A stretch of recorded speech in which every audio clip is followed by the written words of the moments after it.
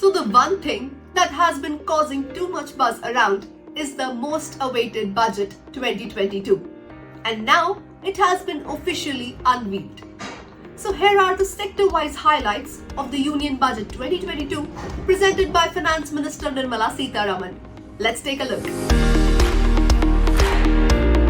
As we celebrate Azadi Ka Amrit Mahotsav, marking 75 years of independence, the government with Sabka Prayas has laid out the priorities of Amrit Kal till we reach 100 years of independence. The priorities are as follows: PM Gati Shakti, inclusive development, productivity enhancement, sunrise opportunities, energy transition, and climate action.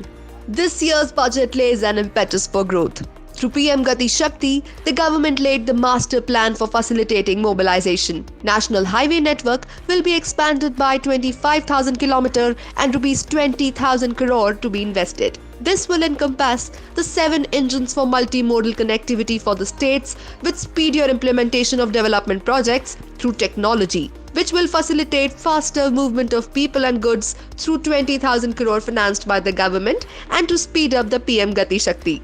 400 new generation, energy efficient Vande Bharat trains to be on track during the next 3 years.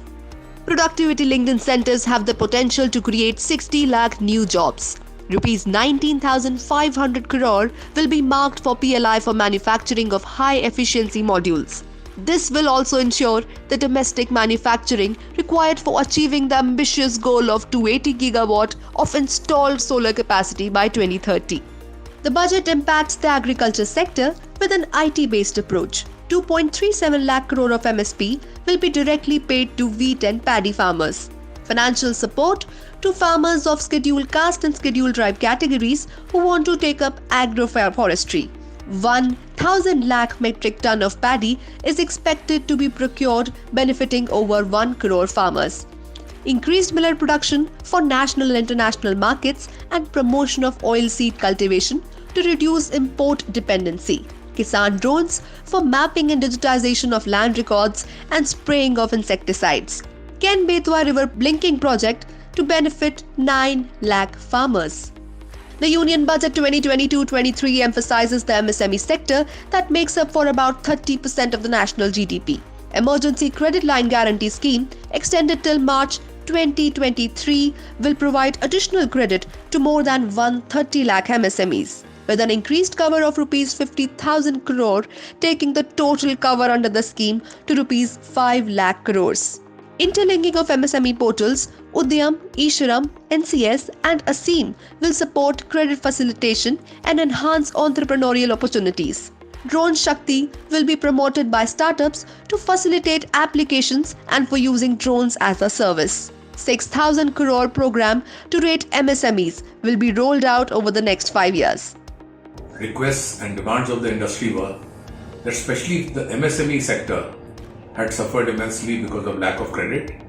The Emergency Credit Line Guarantee Scheme has helped 130,000 MSMEs and they will get this benefit because it has been extended for 1 year. Skilling courses for supplementary teaching will empower citizens to skill, reskill and upskill through online training. Especially during the pandemic-induced closed formal education, supplementary teaching was much required.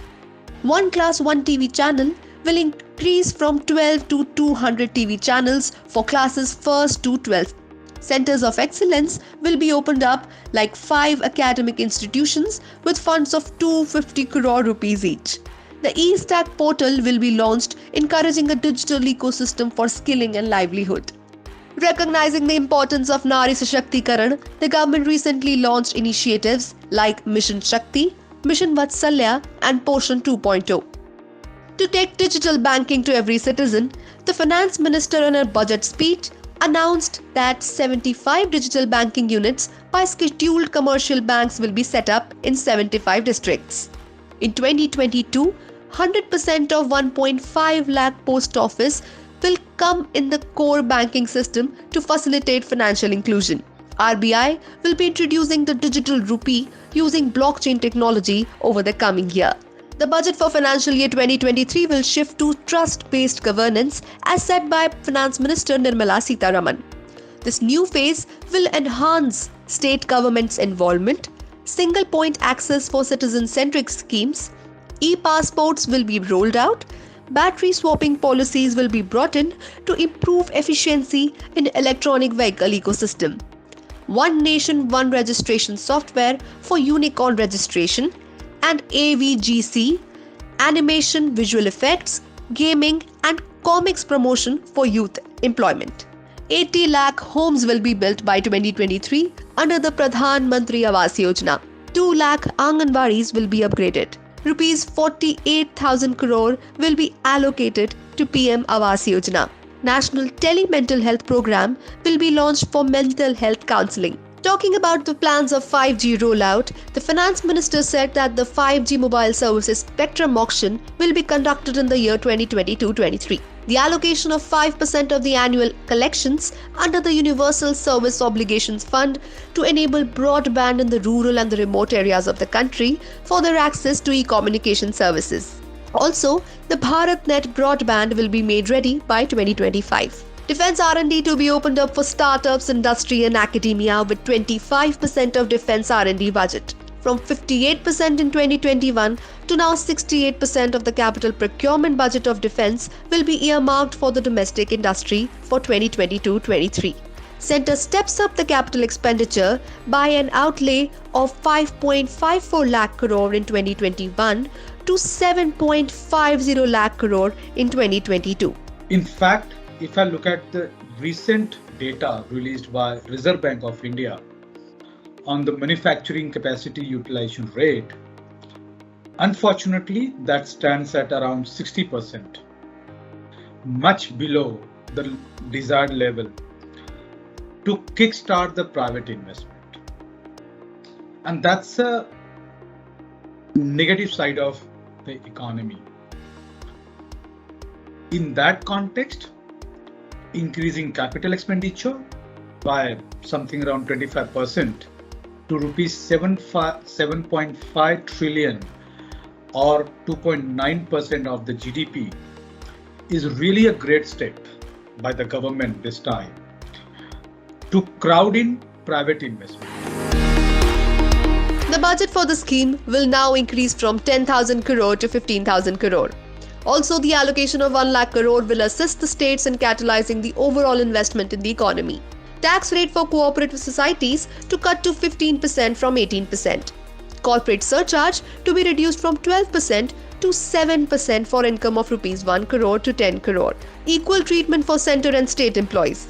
Employers' contribution will now equal to 14% for both state and centre government employees. Virtual digital assets to be taxed at 30% and TDS at the rate of 1% in virtual transfer of digital assets. Taxpayers can file updated ITR within 2 years of the relevant assessment year. Income from long-term capital gains will be taxed at 15%. While presenting the Union Budget, Nirmala Sitharaman proposed no change in income tax slabs. The basic exemption limit for an individual is 2.5 lakh rupees in a financial year. Custom duty on cut diamonds has now been reduced to 5%. Custom duties on chemicals like methanol and acetic acid will now be reduced.